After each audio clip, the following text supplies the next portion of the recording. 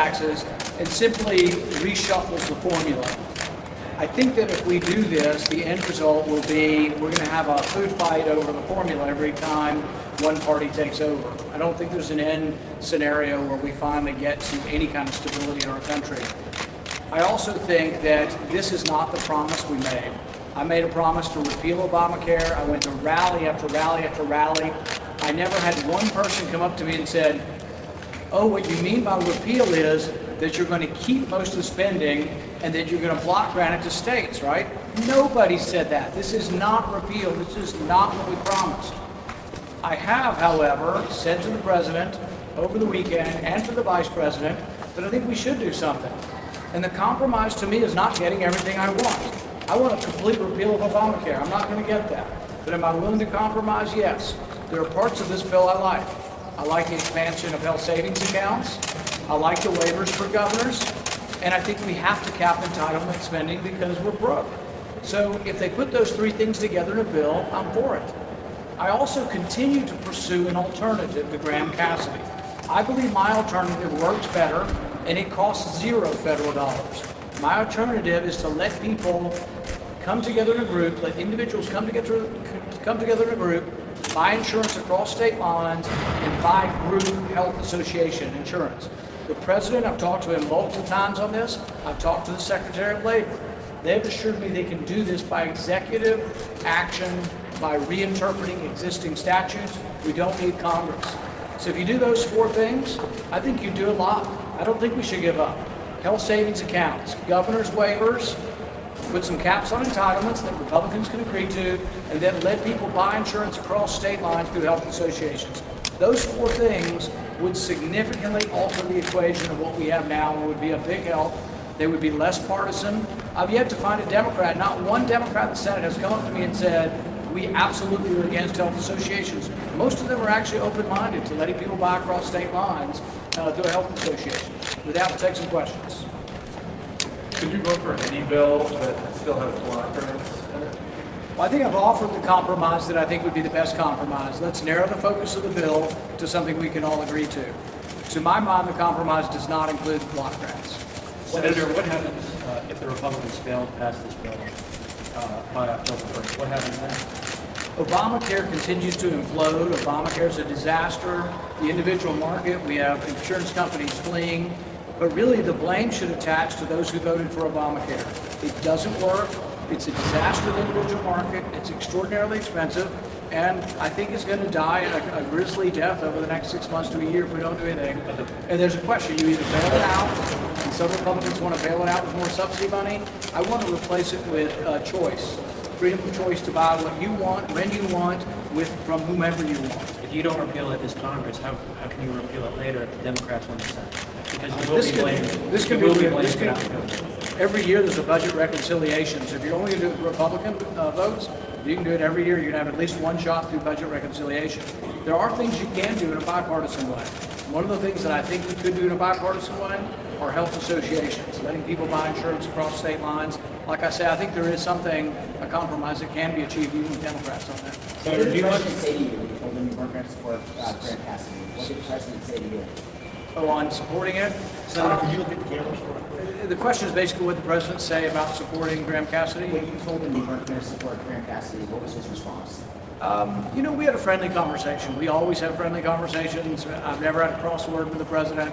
And as far as I can tell, he wasn't cross with me.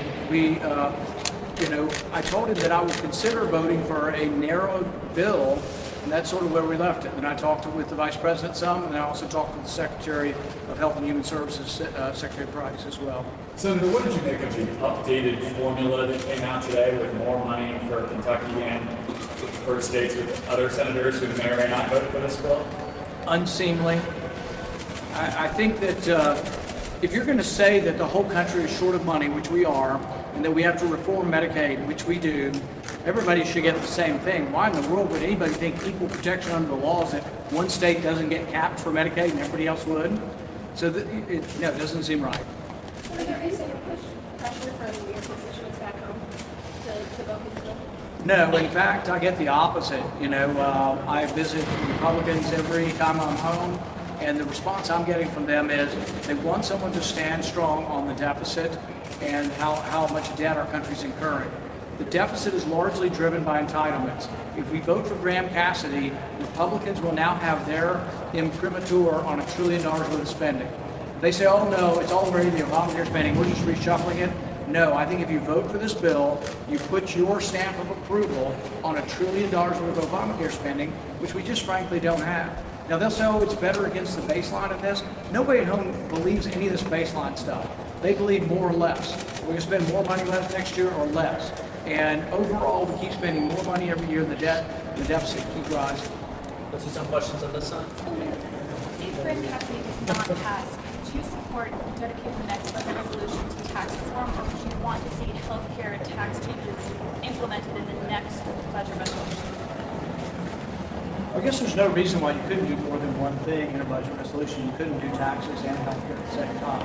The rules get very technical and arcane as to whether or not they'll allow more than one issue to be in the bill.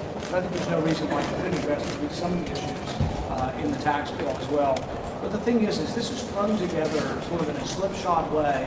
Who would say we're going to vote on $1 trillion worth of grants without even the CBO looking at it or anybody else, and we're not going to have open hearings? We have people on the left saying it costs some states $2 billion, and then on the other side saying, oh no, your state gains $500 million. So what's the truth of this? The way we get the truth is you ask questions, we ask questions, everybody reads the bills, and we try to get to some truth. And I think the truth is still a little bit murky and uncertain as to what this bill does or doesn't do.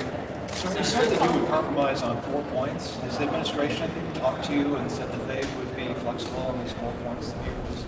I just wanted to let them know how accommodating I was and that I was willing to vote for quite a, I think there's, if you count 4 or 5 aspects of the bill, I'm for like 4 out of 5. I'm just not for a $1 trillion grant program that keeps most of the Obamacare spending.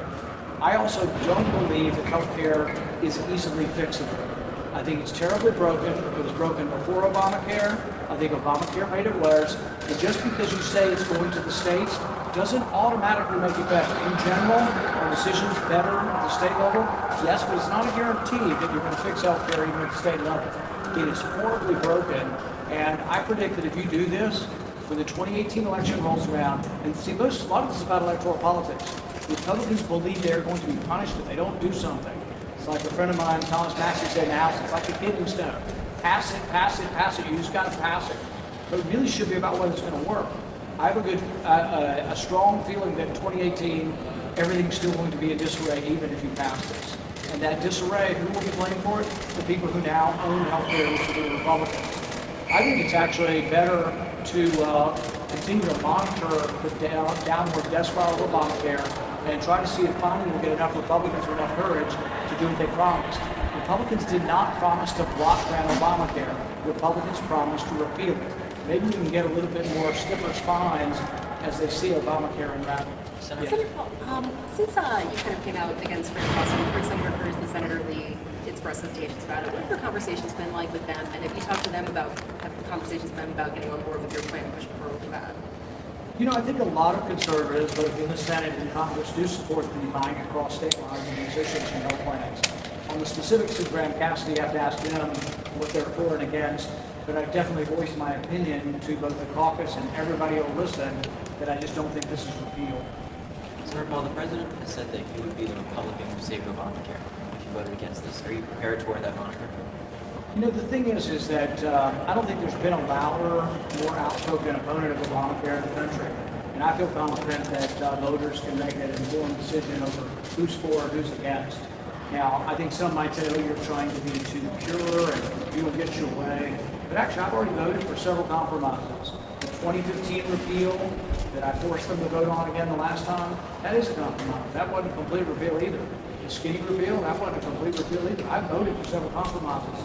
The main reason I can't vote for Graham Cassidy is that I believe that it represents Republicans accepting $1 trillion worth of Obamacare spending.